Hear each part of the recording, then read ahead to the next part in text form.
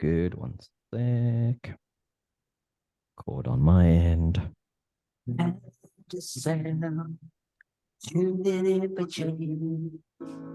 you're live. And welcome to Kindasound this morning on the Reality Bite Show. Hello, you happy listeners. Thank you all for tuning in. And I have my guest, Andy Barlow, back. And I'm so happy to have Andy back. We're sort of covering multiple different topics for humanity at the moment. We're ploughing our way through what we can to just help people. And the subject matter for today, so a little bit, I'll get Andy to give you a brief bit of his background in a moment, but our subject matter today is pretty much empowerment.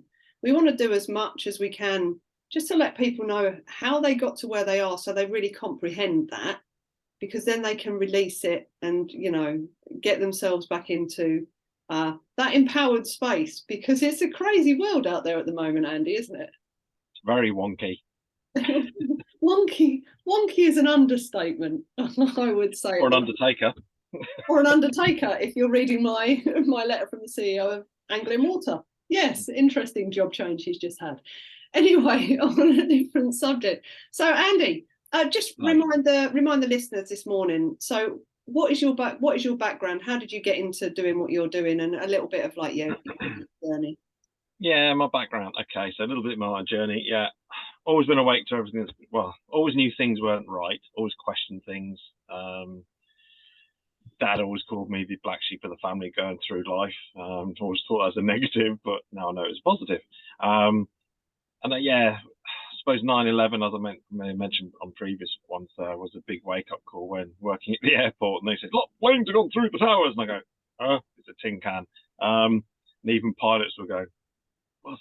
I questioned lots of things. But all through my life in corporate world, always working, but always never happy, never really understanding why I have to do this. So got to fast forward to like 2019, 2020, etc. I mean, when something happened in Wuhan, apparently, realised things were wrong. And I was already involved in common law at this point. Before that, I've always been a trainer. I've always worked in training people on IT systems. So things like Waitrose, Tesco's, I used to work for. Then I used to work for British Airways, installing systems around the world.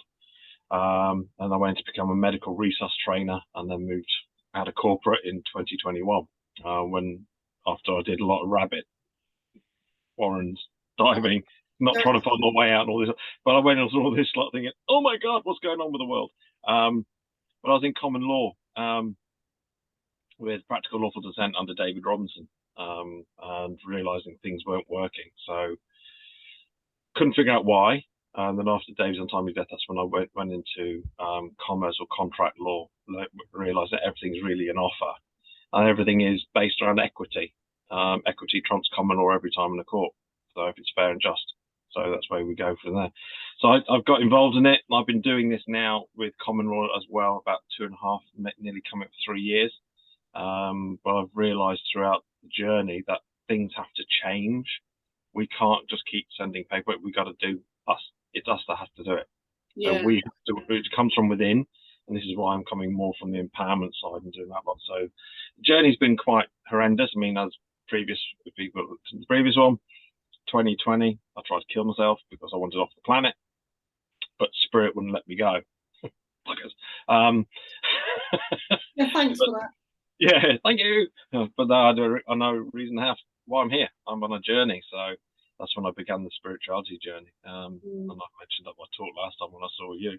When I first heard spiritual, you can run naked around the field singing Kumbaya, smoking dope. Because that's what I thought spirituality was about. But now I'm starting to realise there's lots of work to do on myself. I mean, thank you to you for the healing you gave me the other day. And we'll talk about that another time. Yeah. But it's a process. But I've now realised that the way we're working with the system, for me, the way I see it is a lot of people are doing it the wrong way. We're fighting. We shouldn't fight. We should just say, have a bit of love, and then realise who we are and that we have ultimate authority. So it's basically right. I do like that concept. Because, I mean, when you understand things on an energetic level, like from the quantum realm, pretty much whatever you're putting out, you're going to be giving the signal to pull that stuff back in from the you know, the consciousness, the unified field, whatever you want to call it, because all possibilities are already happening all up there. Yeah. And it's just whatever you're running through your body is what's going to be calling in the stuff that you're wanting to experience. So it is, and it's not the sitting back brigade. This is far from sitting back and doing nothing and just taking my learnings and my lessons and letting these people just trample all over me. It's not that at all. It's actually reconnecting to that powerful self that we've been taught is not there. So standing in that space where you can hold your own space and not, like you say, know who you are and not allow. For me, it's about not allowing, you know, these peoples, these corporations, these companies, whatever they are, to just trample over you because they think they have a right under legislation. Yes, only if you're a person. If you're a person. And this, I suppose, is a little bit of where I find a lot of people lose, you know, sort of lose the comprehension is the getting the hang of, there's two different aspects at play here. So could you just explain a little bit about that, the two different aspects of how we come into the person and obviously the woman or the man? Yeah, okay. So just briefly to give people in the simplest possible terms that you can. Right. Yeah, no, that's fine. You were born, you were birthed. End of. There you go. So when you're born onto the planet, you're born into the private. You're given inalienable rights to every resource on the planet without being greedy. Take what you need, but don't be greedy type thing. Then we, as parents, another government word, but as adults, we go and register our young ones, and we call them children. We go and register the birth, and that birth is a certificate manifest. So the mother is the cargo vessel, the child is the cargo, and then that creates an entity or a person. Under Black's Law Dictionary, a person is a natural living human being who is attached to a corporation. So it's all linked together. They're classed as entities. Right. So you're born, you're alive, and you're birthed, you're dead. So you're a dead entity. So corporations can only talk to corporations. So when you're born in the private, everything's yours. Everything out there is yours. You can do what you want. The world is put into trust to us, or the realm, as I call it. In the public, we give away our rights to have benefits and privileges. So things like mortgages, loans, driver's license, taxes, council tax, all these sort of things. These are benefits and privileges. They're like sorry, I'm just going to have to stop you there this morning. Tax is a benefit and privilege. I've never heard that one before. But it is to them because you're giving them money. It is to them, isn't it? It's not to us, though, is it? That's the thing. No, it's not. But it's like I say, not us personally, but over hundreds of years, thousands of years, the way the system's been running, we have given away our rights for their benefits because we're like little magpies. They shine something in your eyes. Oh, shiny, shiny, let me have that. Yeah. And we go and grab it. So we've given away our rights. They've not taken our rights from us. We have done it ourselves. Yeah, it's been an interesting process, and I think it's that getting your head around that one, that actually this has been done to us in a way, a bit of a sneaky, underhanded, hypnotic type indoctrination style fashion. Yeah, which has been interesting. However, as living beings, we have gone, yes, you can do this to us. Yes, you can. We have. Yeah. Yeah, so we actually acquiesced to the whole thing. Yeah, exactly, because we didn't know any better. They've put us under spells. They've hypnotized us. They've indoctrinated us, whatever you want to call it. So they put us under a spell. So and the word I always use now is it's our presumption we have to do this, and we get ourselves into that mess because we presume we are liable for that parking charge or we're liable for that bill. We're not. As living men and women, no one has authority over us. Only the authority we give away to as a person. So the way I look at it is, you're born, you're given a name. The name is something you carry. It's not you or me. So it's actually who is you? Sorry, guys. Apologies this morning. Me and Andy are going to be laughing because we just opened one of my letters before we came on air this morning and had a good old giggle all the way through about who is you. But that's not the subject. But yes, go on, Andy. Oh, I've lost my train. No, so I mean, you do this to me. I'm losing my train. So at the end of the day, in a nutshell, all we've got to think about is we are living men and women. We are not persons. We are only a person if we want to be a person and play an act, because everything is a show. Everything is an act. Hence the reason act, statutes and legislation. 9.6 million in the UK alone, 7.5 million in Australia, 25 million in America. So pretty a lot of statutes, and they're writing them all the time, but they don't apply to living men and women, only corporations. So that is basically all of these things only apply to you if you agree to them and say, Correct. yes, I'm going to stand under that. And yes, I agree to your terms and conditions. Yeah, it's called joinder. Yeah. And if you agree to join you to the name, then you agree to be the person. And this is obviously this becomes the pain point when you're suddenly becoming aware of who you actually are and how, I'm going to say the word screwed over we've all been through choice as well, though. Yeah. But you know, there is, like I say, that we did not know we had a choice because it's been going on for so long. How the system runs now, and the system runs pretty well, to be honest. It's a pretty good system that's running. It's just we've never been taught the rules of the system. No. We've just been taught, and this is the interesting thing for me. I know we're going to get into the empowerment, the emotional stuff. But the interesting part for me is I know this. I know who I am. However, when post a bit of paper comes through my door, I get anxiety. Of course you are. And it's because I still feel on the level of I've been indoctrinated so well with the fear of not authority, because the only authority I've ever been bothered about in my whole entire life is my dad and my mum. Mm-hmm. That's it. That's it as far as I'm concerned. But it's the anxiety around doing something wrong. When you challenge something, for some reason, I've got this deep buried bit that you're not allowed to challenge that. You're not allowed to stand in your space of power and say, actually, hold on one moment, I disagree with this. I think that's very unfair, and I'm going to make you this offer. As soon as you start doing that, you know, it's a weird, deep buried, like core thing that I know I've got, because I get it with all, it could be anything coming through the door now, all post, you know, I get the, what's this? Oh God, no, I'm going to have to challenge something again. You know, I'll stand up and challenge anybody. If you're having a go at a friend of mine, I'll step in and go, whoa, back up. That's not right.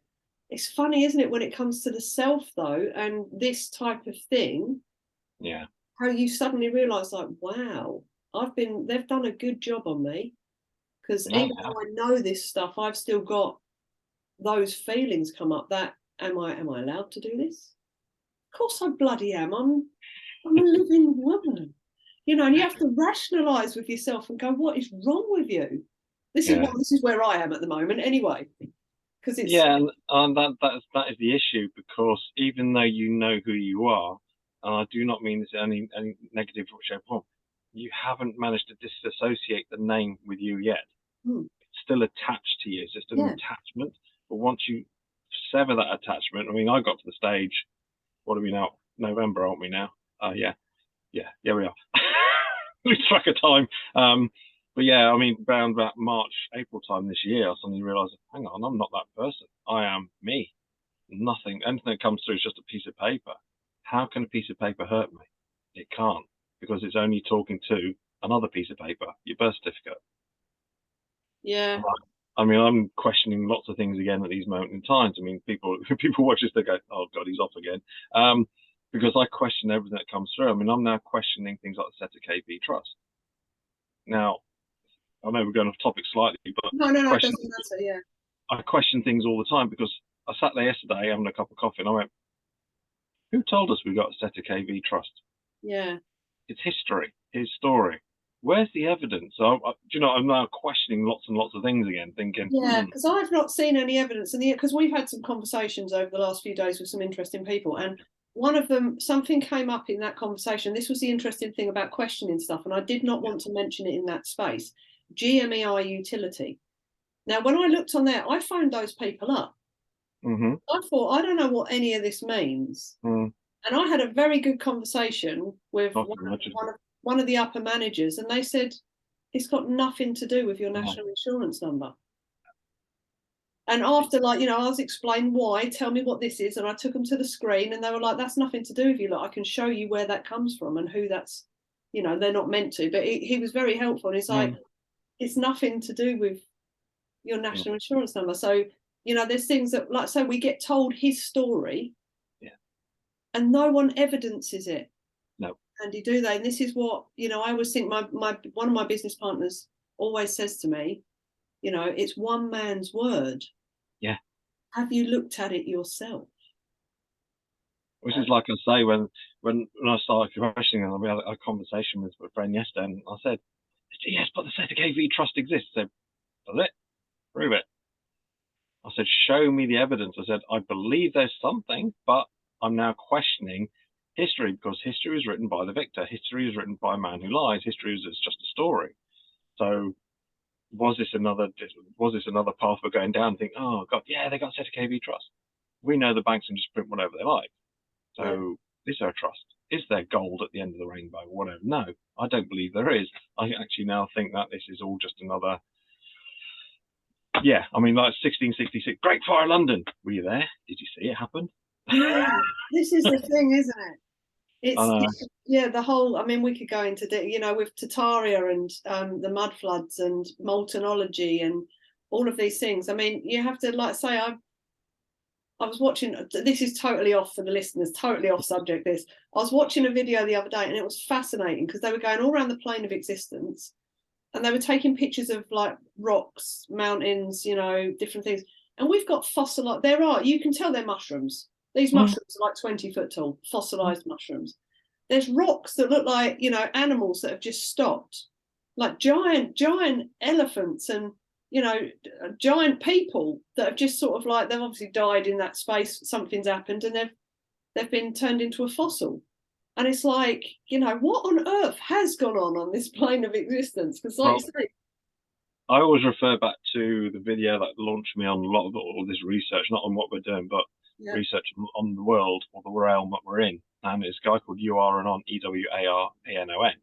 And he's put a 6-hour video out called The Lost History of Flat Earth. Now, that's another story. We won't talk about that. I think I've watched that, actually. But he shows the evidence of how we used to be a lot taller, the evidence of crystalline trees, like you say, animals that they say called dinosaurs were just reptiles, because they were the same. They were massive in comparison to us. Yeah, they weren't actual dinosaurs. That's what they're saying. But when you look at the buildings and the architecture and how many buildings are below the mud, how much of the building, that's when you realise that, they've covered history up quite well, and they've lied to us. And when you think they reckon our history is only 200 years old, that's that. I mean, when you watch and you see the evidence, jaw hits the floor and you go, wow. Yeah, there are some. There's no proof of anything going back more than 200 years. No, it's and that's interesting. I saw some again random pictures of, was it St. Petersburg? Yes. Is it the early 1800s? Yeah, no people there. Yeah, no one, nothing, just like a full reset. Yeah. Everyone gone, like not a soul anywhere. It was really. But then 20, 30 years later, people were there. Yeah, it's just, there's some, like I say, some weird shit that goes on this plane of existence that we really are not privy to this information. And it's worth rooting through the chaff if any of you are interested to have a look. I mean, I've had Flat Earth Dave on here twice now, and I find him hysterical because he has actually spent since 9/11, not regarding the Twin Towers, but he wanted to know what money was initially. So he thought, what? He just sat there after he saw that happen. Right? He was thinking, that's weird because the TV's showing me one thing and I've just seen something else. This is odd.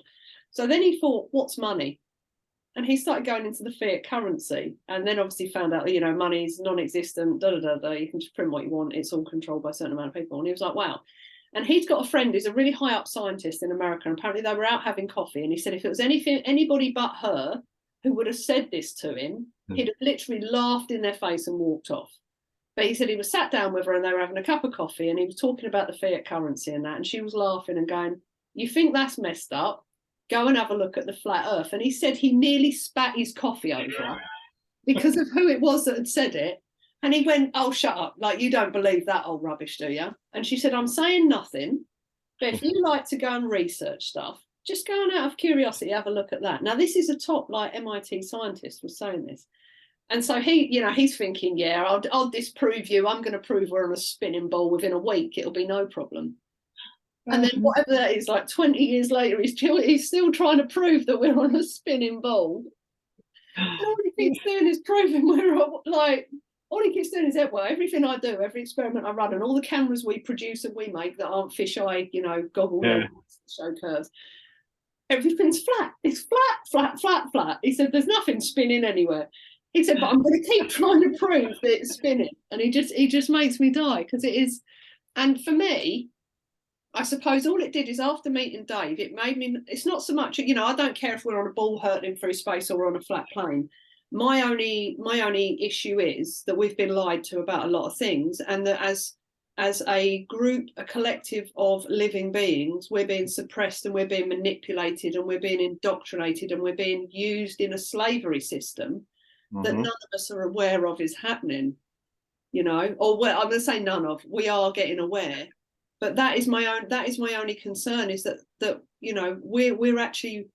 we're being suppressed as living beings. We're beautiful energetic systems, that are all powerful creators, and we've had this stuffing kicked out of us for years to make us think that we're a descendant of an ape on a spinning ball hurtling through space, and we're insignificant. Totally agree. So no, we're not. We are. I mean, I'm learning more and more. I mean, like I say, I woke up spiritually, nearly 2.5 years ago. So I'm running down my path now, and I'm learning so much about it, starting shamanic courses and all this lot. But it's true, when you realize how powerful we actually are and how they want to keep us dumbed down, because this up here is one of the most powerful weapons on the realm. Because if we can tap into what's in there, imagine what we could do. I mean, I've seen people move clouds with their mind. I've seen people vibrate water from their hand about 3 feet above. And it just goes to show that once you tap into yourself properly, you are, we know we go off infinity, whatever, we're always going to be here. But the power inside is what they don't want us to have. So that's why they keep us dumbed down with, we know what's going on up above. So they say, don't look up, look at your Black Mirror, watch all this stuff. But, no, Black Mirror. Interesting Netflix series, I think that was. That's just become, when little dots suddenly connect and you go, oh, that's another one. You think that's good? Watch the new series of Love, Death and Robots. First episode tells you everything you need to know. I'll do it. All right. That'll be my viewing later when I've got back from my haircut then. So first on this morning, Ashes to Ashes, David Bowie. What do you like about this one? For me, it's just, there's nothing I can pinpoint particularly. It's just David Bowie was, for me, a hero. I mean, he was an amazing artist. The way he's like a chameleon in the music industry, the way he changed his looks and everything. But Ashes to Ashes to me is just something that hits home. And when you sit in there, you go, wow, this is amazing. This is a beautiful, beautiful song. I like a bit of Bowie. If you wouldn't mind, Django, this morning, a bit of Ashes to Ashes, please. Cool, you're off air. I did quite nicely with my alien water undertaker. Oh, God, it gets worse, Andy. When are you coming down to Essex then? Because well, I had one of your friends contacted me via a messenger, I think it was. What's her name? She's on Facebook as Patchouli Trump. Ah, yes. Yeah, so she's contacted Jen, and Jen's going to organise a date. So that'll be good. And Gray's in Essex. Yeah, she's literally about 35 minutes up the road from me. So if you want to camp here, you're more than welcome. Oh, bless you. That's very kind. Yeah, you're more than welcome. So just come down. Come down and have a gallivant around Essex. Yeah. I love how the conversation's always taken a bit of a detour again. Always does. Always does. It's nice for the listeners as well to go all over the place. It's nice. I just think we're at that point now, aren't we, where we just, like I said, we just need everybody to just open their eyes and turn right instead of looking left. Yeah. Just take a look at the stuff that they've been following. Yeah. All the systems that we're in, and just go, actually, is that where I want to be now? No, because like you say, there's no need to fight anything, is it? It's just, you don't need to fight it. The only reason there is because we're all looking at it. If we just turn and go, right, no, actually we're going over. That will Someone just got me in touch with a video to watch on Netflix last night, which was The Man from 3036. right. I've not seen that. It's about a guy who apparently was arrested about 4 or 5 years ago for stealing, completely Right. bald, no body hair, nothing, and he claimed he's from the future. Now, when they released him and everything, they did an interview with him, and he's showing that he had a chip in his hand and everything else. He had to wear a mask because of it.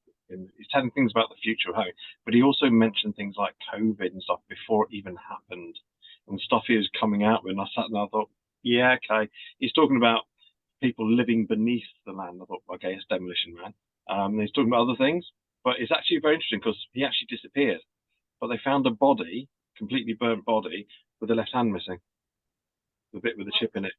And I sat there and I went, okay, so maybe he was telling the truth. Maybe he could time travel. And what he's saying was going to happen is certain things have happened already because of what he said. Anybody can predict the future, really. Yeah. But I sat there and went, whoa, he actually disappeared. But because they couldn't identify him, they couldn't identify his fingerprints. His blood type did not match anything on the planet. His hair DNA did not match anything on the planet.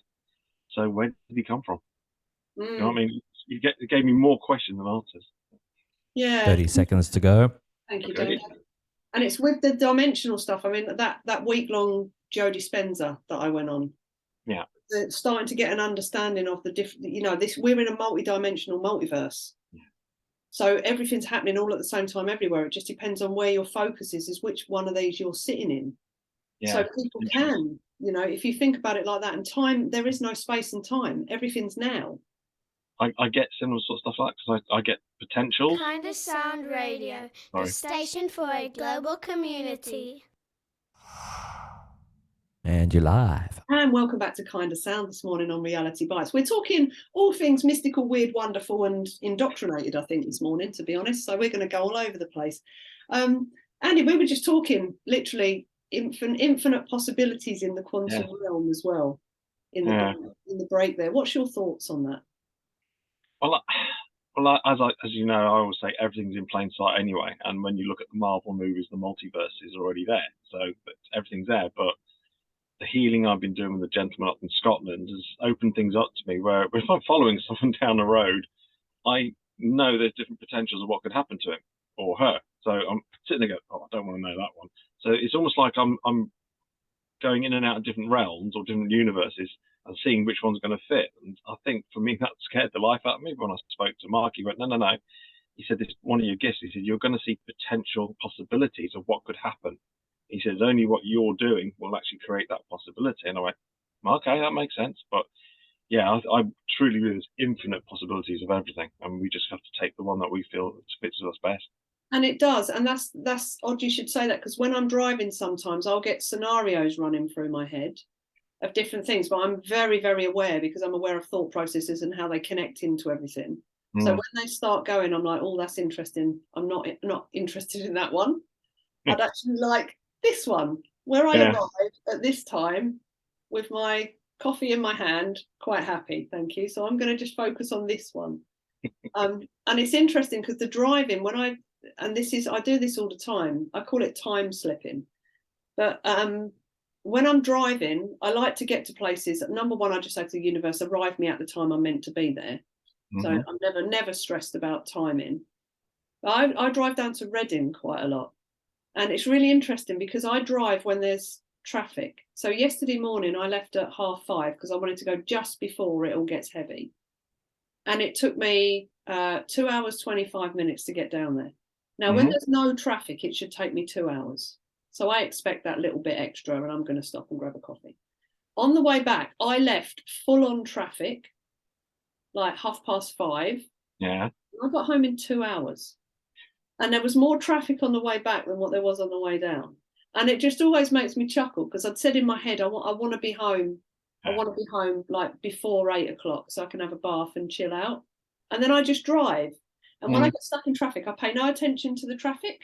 No, exactly. I sat in my head doing stuff. And then it's only when I got onto the A12 near where I live, I looked at the clock and was like, oh, 2 hours door to door. Lovely. Thank you. Even though it should have been like the traffic that was there should have been a 3 hour drive. Yeah. So I think you can, like I say, when you get good at it, you can just manipulate yourself into different dimensional timelines. I think you can. I think it's like I say, we have the power within us. I mean, we all know the power has been with us since day one, but we just get told we can't do this, we can't do that, and we're always made to feel that way. But yeah, I mean, it's like when you're driving. I mean, I've done this multiple times. Honestly, I'm not under the influence of drink or drugs. But you're driving down a road or a motorway, and you just think, how did I get to this point? I don't remember going past those two junctions or whatever. Yeah. I think that's like autopilot, where your brain's going, or your spirit guys, I'm in control. Off you go. Have a little 15 minutes or whatever. And it's weird because the whole vehicle doesn't move. You've got control over the vehicle. You're aware of everything, but you just don't know how you got there. Yeah, we were talking about this yesterday a lot. We train this to people because it's part of the situational awareness. So the first part of if you're gonna do anything, first of all you need to be aware. Yeah. And it's aware how you operate as well. So we do a lot of that, and it's we have quite a laugh taking people through their autopilot, because we go, let's have a look at your autopilot throughout the day, and I'll say to people, right, show of hands in the room, who put their right leg in their trousers first this morning when they got dressed? And you'll have a couple of people who'll sort of like look a bit befuddled and go, I think I did. And then you go, right, who put your left leg in? And you'll have a few more. And I'll go, who has no idea what leg they put in their trousers this morning first? And literally the majority of the room will go, got no idea. That's the power of your autopilot. But while you're doing that, you're still functioning. You're still thinking about stuff, you're still lining your day up in your head. But you've got all these processes that the body gets so used to, and it just does for you to save time. And that is, again, back to our subject matter of empowerment today. That is that utilizing of that process that your brain does naturally and your body does naturally is what has happened. You've been autopiloted in to these patterns of fear, these patterns of following authority, these patterns of not thinking that you have a choice or an option. That's just been drilled so long into your programming that it becomes part of the autopilot. Yeah, mainly through the schooling system, unfortunately. It is. Yeah, I mean, that was brought in literally just to do that job, to make people into workers. Yeah, little worker bees. And I actually had an interesting conversation the other day. I don't know what your thoughts are about this, because I was never sent to a private school, which I'm so glad my parents never did, because my mum went to a private school. But I was talking to someone the other day, and he said he was sent to boarding school and private school, but he always knew like he shouldn't be there. And he said it's really interesting because public school breeds like the workers with a certain mentality to follow authority. Yeah. And private schools, they breed into them a lack of emotion, the stand up, control people, be authoritative. So the two sections of schooling are designed very specifically. It's all by design, isn't it, to create two different types of people when they get into the working environment. 100%. It's all about division. I mean, you just got to look back 150 plus years ago, maybe longer, when if a woman got pregnant outside of wedlock, she was classed as an outcast, and the babies would get put into then called asylum. So they're closing that division there and then, because if you weren't married, you shouldn't have a child. And the children were, as we all know, called bastards and illegitimate, which means they have no name, so they have no rights to anything on the realm. So that's why they got taken away. And it's so true. Everything that what you're saying, what we're talking about, it's mind blowing. It is mind blowing. It is mind blowing. And so, for people to start, I mean, you said you were always away. I mean, for me, as a child, I was the same thing. I hated school. Used to wonder why I was being literally dragged there on a daily basis as a small child, thinking, please don't leave me here. I want to go back there with my animals. Well. But for people who are listening to this that have never really thought about anything on this level, where would you say is a good place to start for people to start getting back into that empowered self? Look in the mirror. See who's in the mirror. Do you know who that man or woman is that you're looking at in the mirror? I mean, we all know the mirror, that reflection is not you, because that's just a representation. And it's knowing, understanding where you fit in and where you slot into everything. There's a lot of people saying to me at the moment, saying, well, I'm awake, I'm a spiritual, but I don't know what my journey is, don't know what my path is. I said, well, that's because you don't know where from internally who you actually are. So when people talk about who they are, they just go, well, yeah, my name's Andrew Sean Barlow or whatever. And I go, well, that's a name. Who are you? What are you? And they go, well, I'm Andrew. Well, there you go. That's a name you've given yourself. You can go by whatever you want. It's knowing, it's asking that question. Who am I? And that's a difficult one because a lot of people don't know. And even I struggle with that still. I mean, hence the reason why I've been dealing with yourself as well. I mean, I still struggle with 100% knowing who I am. But when I'm in the realm of what I do, I know clearly who I am. I am a man. I was born. I have unalienable rights. No one has authority over me.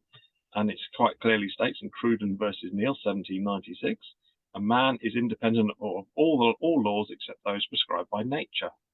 And nature's law is cause no harm, cause no loss.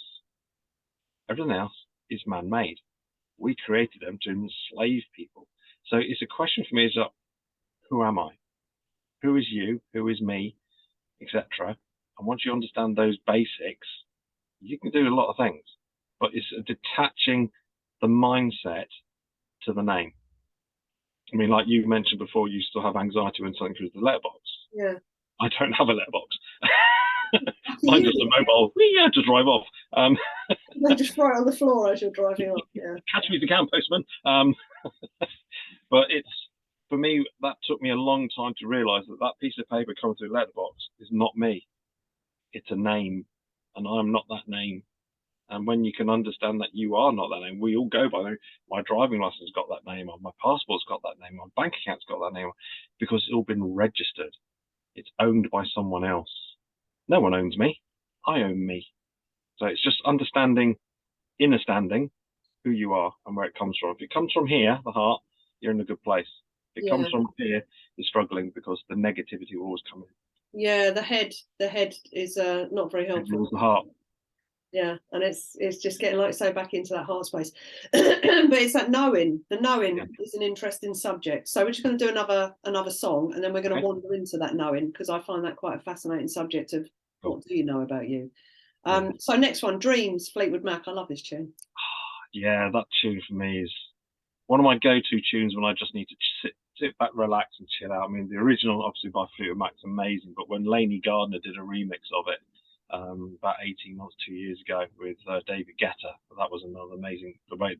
But it's just a beautiful, beautiful tune, and I just love the wording, and it just chill time. A bit chill time for you guys on a Sunday morning. So if you wouldn't mind, Jan, go a bit of Dreams, please. Cool, you're off air. Thank you.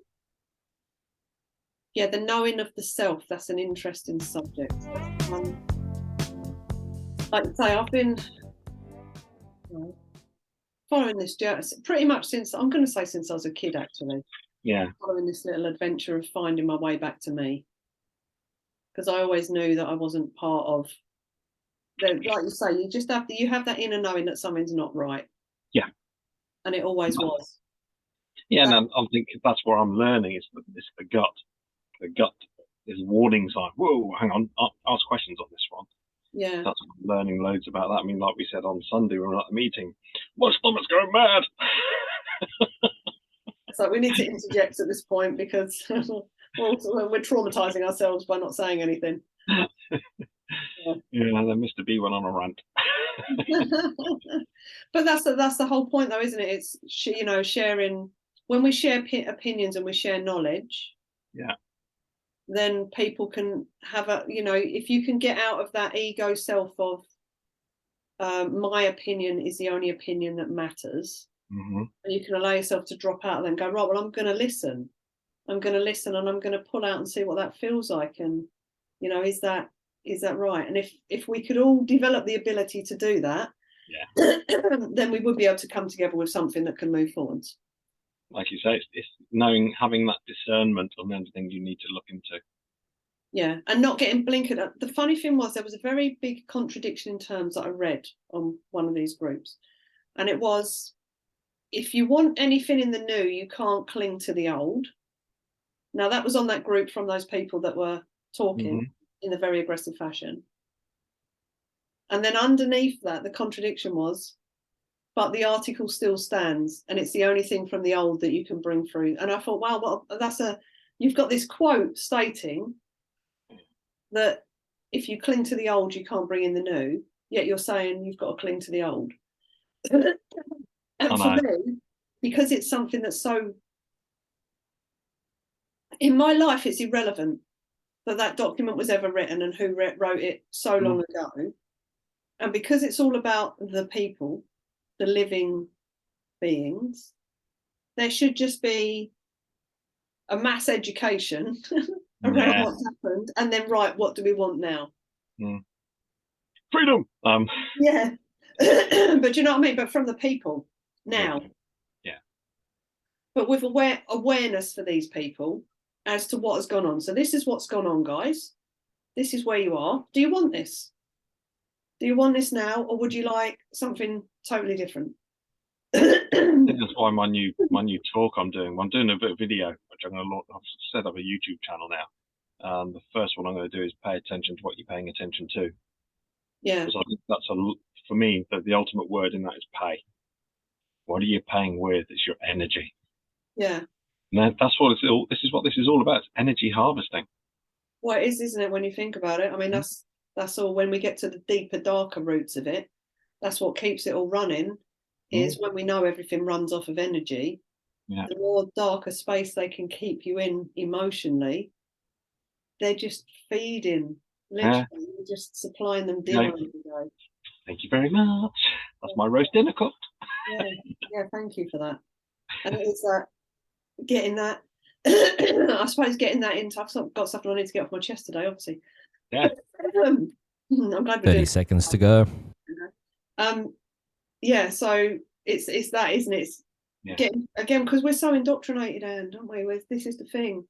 You know, it's the understanding the energy. I talk to my guys that I coach in this so much, and some of them will still share fear porn, and I'm like, guys, do I have to come round with my brick to hit you? And you're live. And welcome back again to Kindasound this morning on Reality Bites with my lovely guest Andy Barlow. And again, we're talking all things mystical, magical, indoctrinated, and etherical. So I'm just going to say we're going to wander back into knowing yourself. Mm-hmm. That's an interesting subject. I know a lot of people. When I started doing a bit of like self-development work, and I was wandering into some of the Louise Hay stuff and the Caroline Myss stuff and bits and pieces. One of the things that was mentioned a lot was go and stand and look at yourself in the mirror and say nice things to yourself. And it was really interesting because I felt like a proper Burke. The first time I was standing there attempting to say nice things to myself, it was probably one of the hardest things. I'm going to say it was actually. It's probably one of the hardest things I've ever had to do in my life. And I've had a very challenging life adventure so far. But actually standing, looking myself in the eyes and going, I like you. I couldn't get to I love you. Start with it was just the, you know, I like you. You've got nice hair. You know, even stuff like just trying to like open up the conversation with the self. Yeah. Was really challenging because we've never done it. All we've ever done is compare ourselves to other people, compete with other people, and feel like we have a lack of something because we're doing that with other people.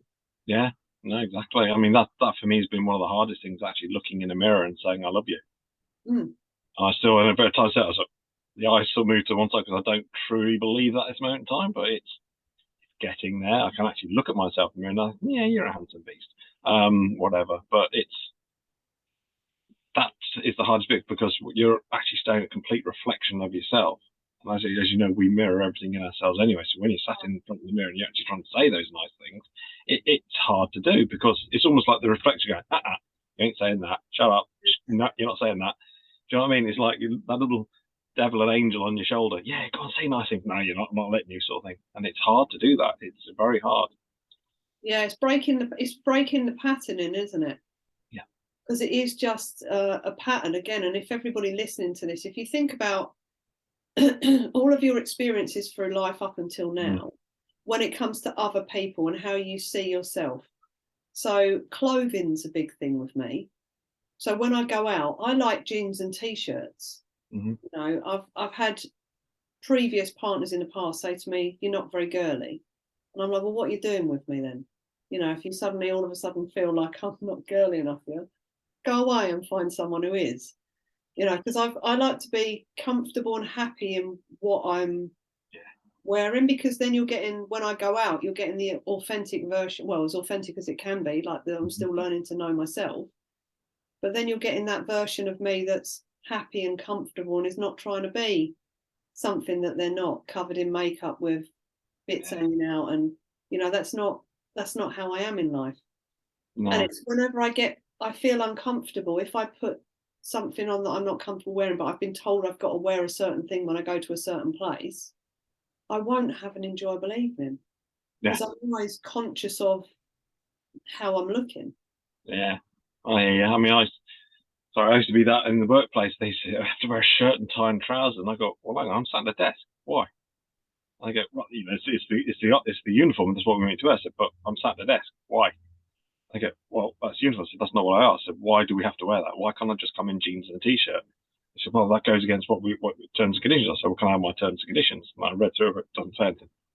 Yeah. So the next day I came in jeans and t-shirt, got looked at, and they were sort of, why is he in jeans and t-shirts? And then that relaxed dress code. Yeah.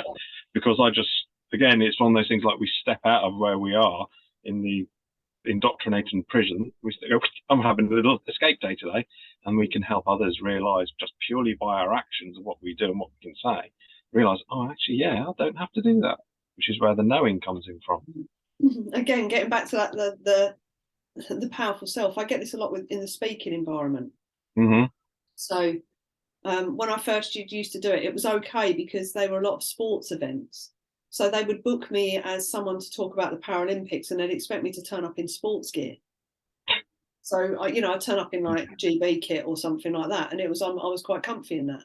Mm-hmm. And then when it got to the corporate stuff, and it was like, can you come in and do mental health and wellbeing? And I'd go, what's your dress code? And they'd go, smart casual. And I'd think, what the hell is smart casual? No idea even what that word means. Because I wear a shirt with a pair of jeans and some shoes. I don't know. I don't do shoes. I do trainers. And it was just, going through. So I'd go through all these weird scenarios in my head of like what I've got to wear. And when I'd get there, everybody would be in jeans and t-shirts. And I'd go, oh, could I have come in jeans and t-shirts? And they're like, yeah, of course you could.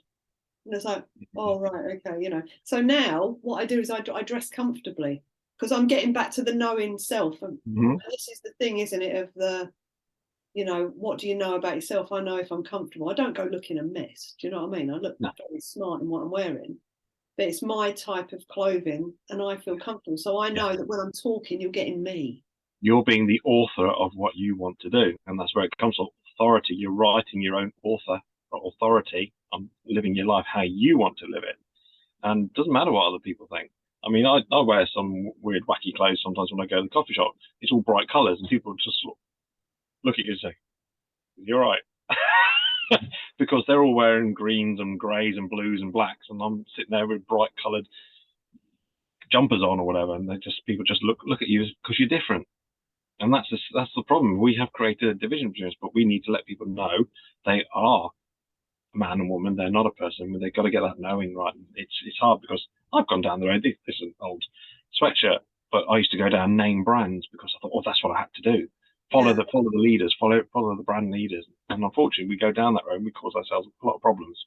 Yeah, it does. And that's the thing, isn't it? It causes, especially with the youngsters nowadays. I think it's got worse from when, no, saying that, actually, when I was at school, it was like there were certain styles of coat that were in fashion. Yeah. You always had these things that were in fashion. Who decides what's bloody in fashion? This is the whole thing, isn't it? You can media. You can decide listeners, you can decide what's in fashion. Exactly. You decide what you want to do in life. No one can tell you what to do. You do it. And it's getting back into that, like I say, it's getting back into that powerful space. I was just thinking about school, actually, and it was.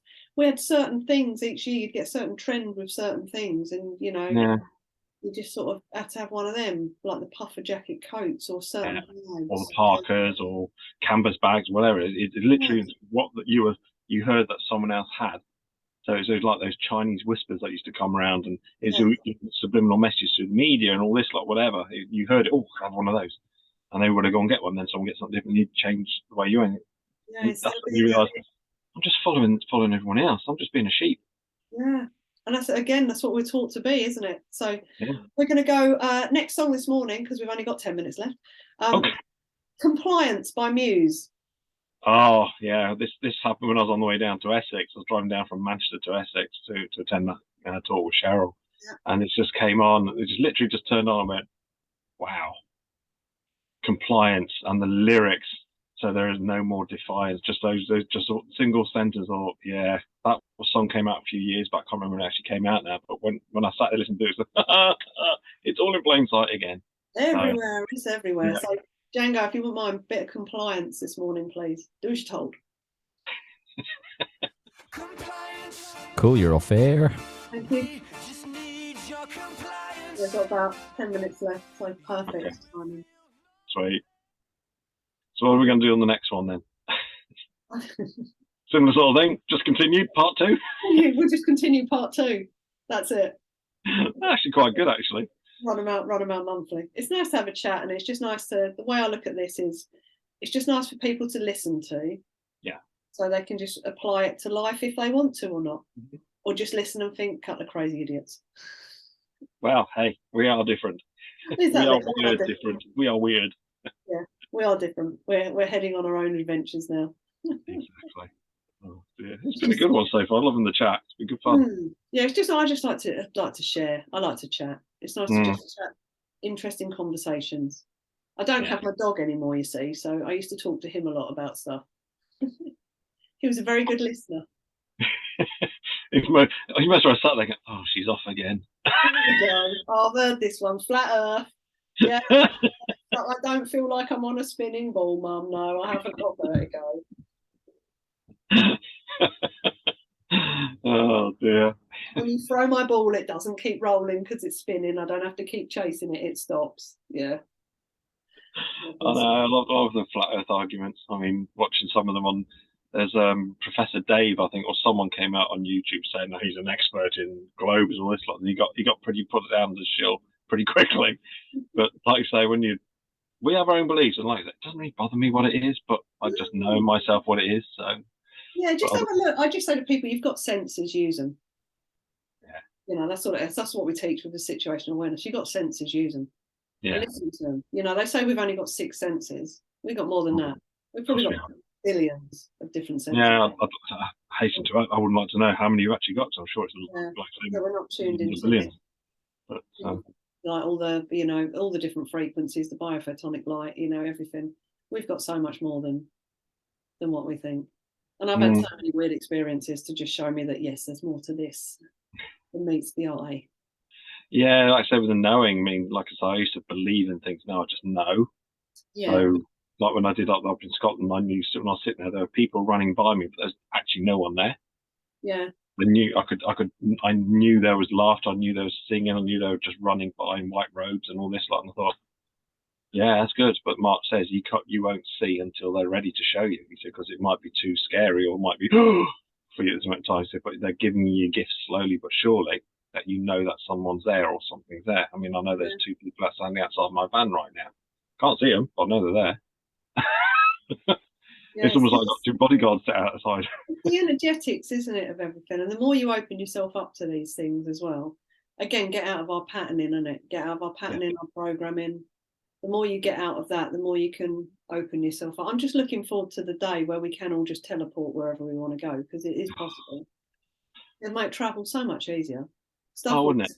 I mean, and I know there's some weird things. I don't know how long we've got before we jump back on. But one thing, I did watch something with Greg Braden. Mm-hmm. And he was showing a particular cave in, I think it was Nepal. 30 seconds. Thank you, it was somewhere like that. And one of the Buddhist teachers there, he takes his students up to this cave and he literally leans on the wall with his fist. And then he just pushes his arm into the rock to his elbow and then just pulls it out and leaves a big hole in the rock. And everyone walks over and like touches it and it's rock. And he goes, now you do it. And they're like, bang, bang, ow, ow. And then he'll just do it again. And it's just to show them that everything is not as it seems an energy. And he said a lot of the students... Kindasound Radio, the station for a global community. And you're live. And welcome back to the final part of Reality Bites on Kindasound this morning. So, knowing the self, empowerment. Yeah. Subject matter today. That getting into that deep self. Any other handy tips for people to do that? So we've had the self-reflection. Self-reflection, actually, that's interesting. The wording, the looking in your reflection. Yeah, because everything's represent, repay, reflect. Yeah. Do you know what I mean? It's tips on knowing thyself. It's a difficult one. It's a journey, because for me, it took me a long time to understand that I am not a name. I'm separate. That's when I realized that there's realms of authority in what we do. So we were created by the creator, whatever your belief system is, God, Jesus, Islam, whatever, it's your belief. We were created and we're given dominion on, or we're guardians on the realm to look after the planet, or the realm, whatever you call it. But then we created the government. So man and woman created the government, who then went created person. So we have authority. It's when you can switch that and get that mindset switch that, I'm not a piece of paper. I am a man. I'm a woman, etc. So I'm not a piece of paper. So knowing that you are alive, and that's a difficult one, because when we had a discussion before and you said I'm a woman, so prove it. Yeah, not that I'm going to do that, obviously. But how do you prove to someone you're alive? Because we're living in a realm of corporations. We're living in a realm of entities. So everything to them is a corporation. So how do you prove to a corporation you're alive? And it isn't stick a pin in or draw blood or whatever. It's purely having a copy of your live birth certificate, or your certificate of live birth from the registrar or the NHS or whatever. Mine's sitting in a vault in Guernsey. I can never get it out, but I've got a letter apostolizing saying, he is alive. And that's proof of life. We're going to have to do another show, Andy, and go into that one. So what is the living birth certificate? Well, there's 3 documents created at birth. There's the Crown document, which is basically starting the setup of the alleged trust, using the term alleged trust. And then you create, the midwife or the doctor, whoever's there, will create a certificate of live birth or register of live birth saying little baby Doe is alive or stillborn. Yeah. And then obviously we go and create the register of the birth. So the live one is one way you want to get. It's sometimes called the source document. And that's where you can actually get access to it. And you can access it. They make it difficult, but if you get a copy of that, and then you can get it notarized by a notary poet saying, yep, certified copy or certified original. And then that's your proof of life. And that's where your status correction comes in, because why do you have to do a bit of paper to the government or Queen Liz, I mean King Charles, whatever his name is now? Why do you have to do bits of paper to people to say, I'm alive? You know your life, but someone else, well, there you go. That's all you need to do. Status correction starts here. Status correction. We're going to do another show on this. Okay. Oh no.